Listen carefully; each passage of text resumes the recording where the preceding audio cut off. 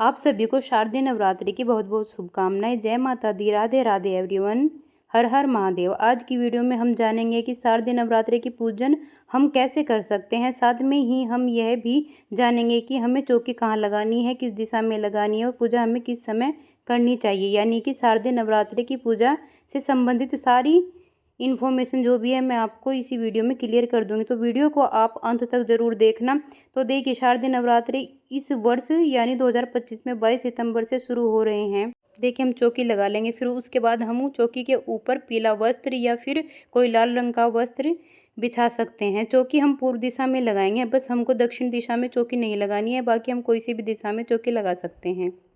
अगर आप नया वस्त्र नहीं ला सकते चौकी पे बिछाने के लिए, आप कोई पुराना वस्त्र भी ले लिए, धुल के साफ कर लीजिए। और उसके बाद हम माता रानी को स्थापित करेंगे। तो माता रानी को स्थापित करने से पहले हम चावल का आसन दे देंगे या फूल का आसन दे देंगे। यहाँ पे मैं भूल गई थी, तो आप प्लीज़ चावल का या फूल का आसन दे दीजिएगा। इसके बाद हम जवारे बोएंगे। तो शारदीय नवरात्रि में जवारे का बहुत ही महत्व होता है, तो हो सके तो आप जवारे बो लीजिए। इस उसके लिए मैंने यहाँ पर एक थाली ले ली है। थाली में मैंने मिट्टी ले ली है। तो मिट्टी लेने में जमुना की भी हो सकती है, रेत भी हो सकता है, या फिर आप मिट्टी कोई सी भी ले लीजिए जो भी आपको मिल जाए।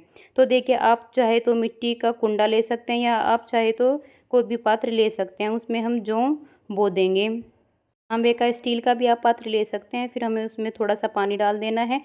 फिर उसके बाद हम एक कलश ले लेंगे। तो कलश मिट्टी का भी हो सकता है, पीतल का भी हो सकता है, तांबे का भी कलश हो सकता है। तो आप चाहे आपको कौन सा कलश सही रहता है तो आप वही कलश ले लीजिए। कलश पे हम मौली बांध लेंगे। कलश पे मौली बांधने के बाद हम स्वास्तिक बना लेंगे और टीका भी लगा देंगे। फिर उसके बाद हम कंठ तक जल भर लेना है कलश में। एक हम हल्दी की गांठ डाल देंगे, सिक्का डाल देंगे, कुछ चावल डाल देंगे और एक सुपारी भी डाल देंगे। फिर हम क्या करेंगे, फिर हम कलश में आम के पत्ते लगा देंगे। आम के पत्तों को हमने चंदन का तिलक कर लिया है और ओली का भी तिलक कर लिया। उसके ऊपर हम चावल रखेंगे। चावल की कटोरी रखने के बाद हम नारियल रखेंगे। तो देखिए फ्रेंड्स, नारियल का जो भी मुख होता है वो आपकी तरफ होना चाहिए। इस बात का आपको ध्यान रखना चाहिए। जो भी पूजा कर रहा है उसी की तरफ नारियल का मुख होना चाहिए। फिर हम गणेश जी को, फिर थोड़े से चावल रखकर हम गणेश जी को विराजमान करेंगे। विराजमान करने के बाद हम शुद्ध घी का दीपक जला देंगे। तो ध्यान रखना, आपको शुद्ध घी का ही दीपक जलाना है। दीपक को प्रज्वलित करके रख देंगे।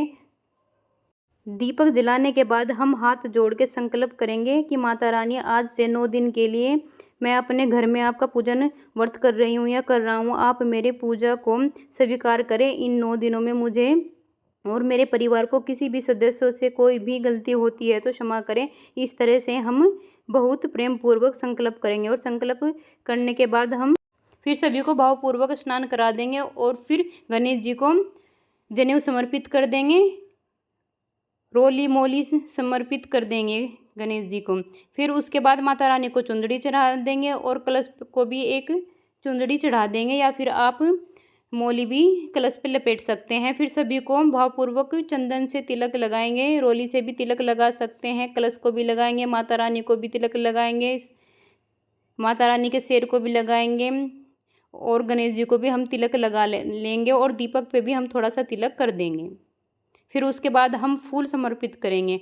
तो सबको हम भावपूर्वक से फूल समर्पित कर देंगे, गणेश जी को, माता रानी को, और एक कलश के ऊपर भी आप फूल रख दीजिए। और माता रानी को लाल रंग का फूल अति प्रिय है, तो आप कोई भी आपको फूल मिल जाए तो वो भी चल जाएगा, नहीं तो अगर लाल रंग का फूल मिलता है तो बहुत अच्छी बात है। तो आप लाल रंग का गुलाब का फूल हो या गुड़हल का फूल हो, अति प्रिय है। और सबसे महत्वपूर्ण बात है श्रृंगार का सामान। तो माता रानी को श्रृंगार का सामान अति अति आवश्यक है। तो माता रानी को आप 2 भी श्रृंगार का सामान भी चढ़ा सकते हैं। तो पान का पत्ता है, पान का पत्ता आपको लेना है।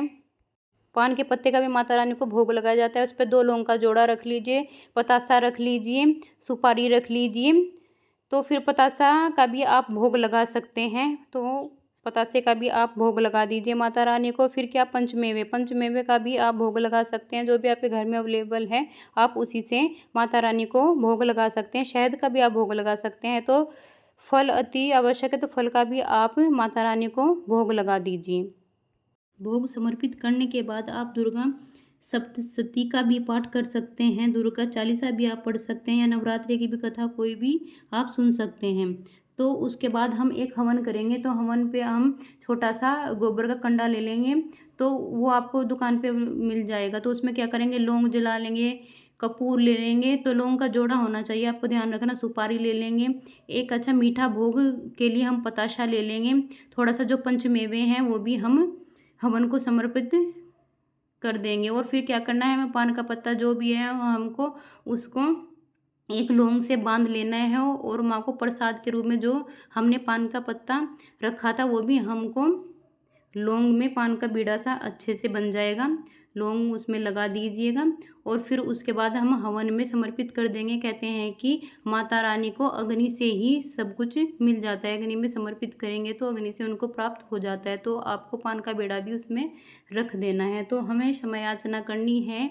समय याचना करने के बाद थोड़ा सा हम जल पूरी चौकी पे उतार देंगे। चौकी पे से उतारने के बाद हम जमल उनको वहीं पे ही समर्पित थोड़ा सा कर देंगे। फिर हम दक्षिणा भी रखेंगे, दक्षिणा सबसे ज़रूरी होती है, तो आपको ध्यान रखना है कि दक्षिणा सभी कमी को पूरा कर देती है, तो दक्षिणा भी हमको ज़रूर से रखनी है। फिर उसके बाद हम दिया आरती करेंगे। आरती करने के बाद आपको अच्छे से भावपूर्वक प्रेम पूर्वक आरती करनी है। तो आरती करने के बाद हम क्षमा याचना करेंगे। आरती के टाइम आप ये भी आरती कर सकते हैं यहाँ पर, अम्बे तू है जगदम्बे काली, जय दुर्गे खप्पर वाली, तेरे ही गुण गाएं भारती, तो हम सब उतारे मैया आपकी आरती।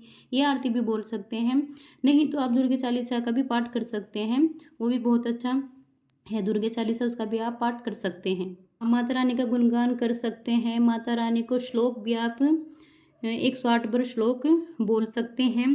पूजा में रही सही कमियों की क्षमा याचना अवश्य करनी चाहिए, तो इस बात का आपको ध्यान रखना चाहिए।